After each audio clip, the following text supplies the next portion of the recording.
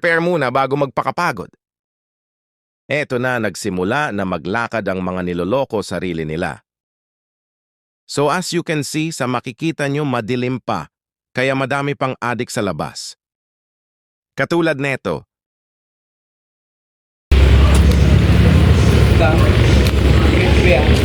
Tapos po, at pangalan. Ana. Hindi ako natutuwa, hindi ako nang-titrip sa inyo. Tigilan niyo yung mga kabasusan na message, ha? Kakausapin ko mga parents niyo.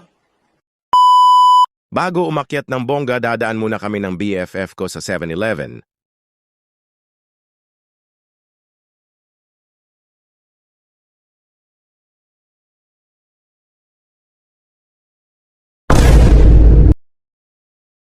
Blue lang binili ko para healthy pa rin.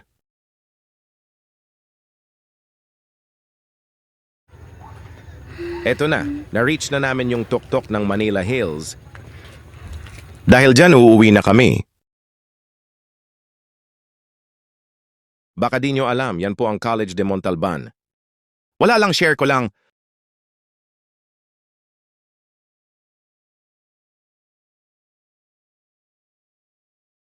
Pagka-uwi nga namin, naabutan ko silang naghihimay ng langka.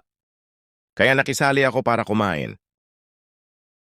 Kasama ko maghimay ang tita ko, tsaka mudra ko maghimay ng langka.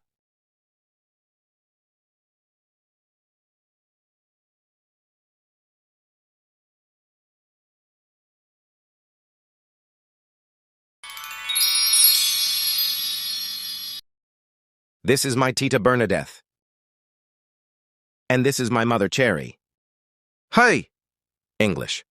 Tas ako yung nasa gilid, syempre. Eto na last bite.